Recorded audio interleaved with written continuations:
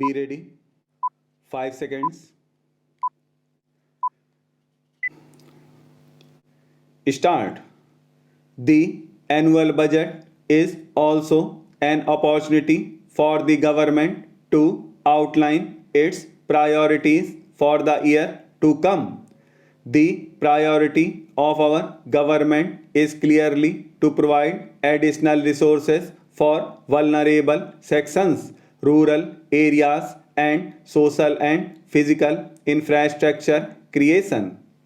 The government shall also endeavour to continue with the ongoing reform program and ensure the passage of the constitutional amendments to enable the implementation of the goods and service tax, the passage of insolvency and bankruptcy law, and other important reforms measures which are pending before the parliament.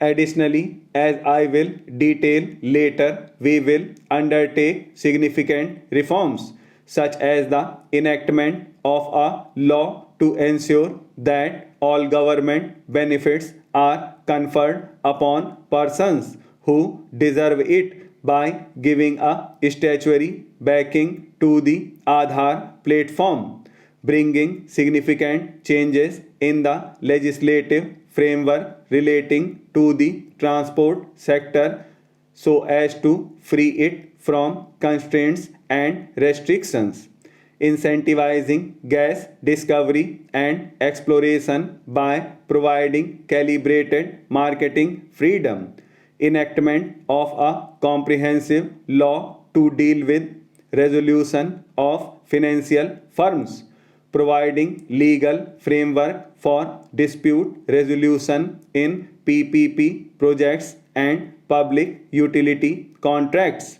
undertaking important banking sector reforms, and public listing of general insurance companies, and undertaking significant changes in FDI policy. Our agenda for the next year is therefore to transform India in this direction. My budget proposals are therefore built on this transformative agenda with 9 distinct pillars. Let me first take up agriculture and farmers' welfare. We are grateful to our farmers for being the backbone of the country's food security. We need to think beyond food security and give back to our farmers a sense of income security. Government will therefore reorient its interventions in the farm and non-farm sectors to double the income of the farmers by 2022.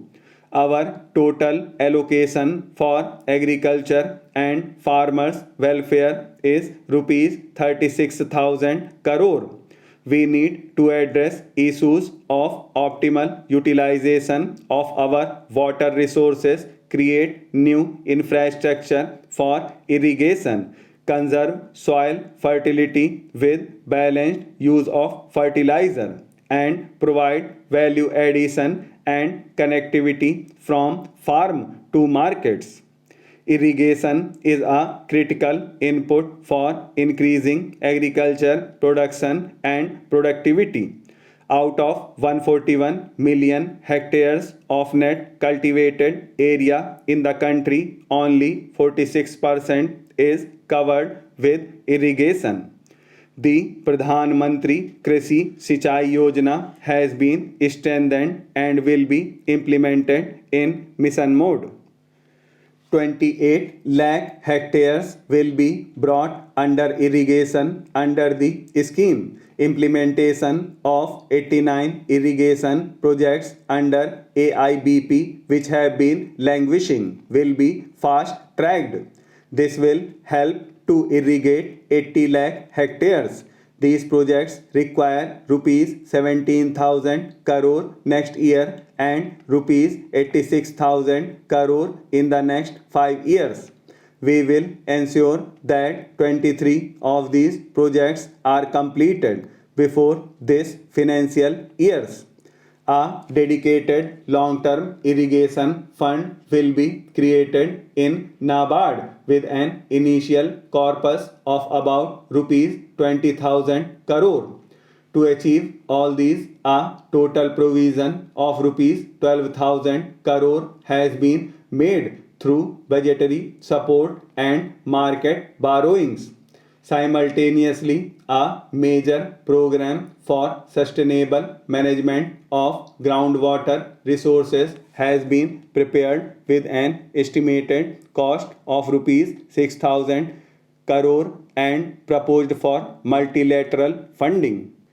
At least 5 lakh farm ponds and dug wells in rain-fed areas and 10 lakh compost pits for production of organic manure will be taken up by making productive use of the allocations under MGNREGA. The Soil Health Card scheme is now being implemented with greater vigor. Through this, farmers get information about the nutrient level of the soil and can make judicious use of fertilizers. The target is to cover all 14 crore farm holdings by March 2017. Rupees 300 crore has been provided for national project on soil health and fertility. Besides, 2,000 model retail outlets of fertilizer companies will be provided with soil and seed testing facilities during the next 3 years. Fertilizer companies will also co-market city compost, which increases the efficacy of chemical fertilizer. A policy for conversion of city waste into compost has also been approved by the government under the Swachh Bharat Abhiyan. To increase crop yields in rain-fed areas, which account for nearly 55% of the country's cultivable land, organic farming is being promoted. Towards this end, the government has launched two important schemes. First, the Paramparagat Krishi Vikas Yojana, which will bring 5 lakh acres under organic farming over a 3-year period.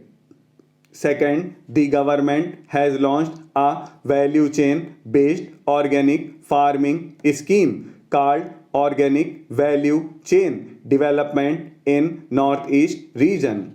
The emphasis is on value addition so that organic produce grown in these parts find domestic and export markets.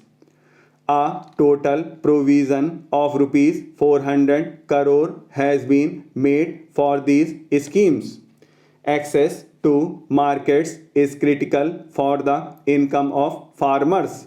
The government is implementing the Unified Agriculture Marketing Scheme, which envisages a common e-market platform that will be deployed in selected 585 regulated wholesale markets.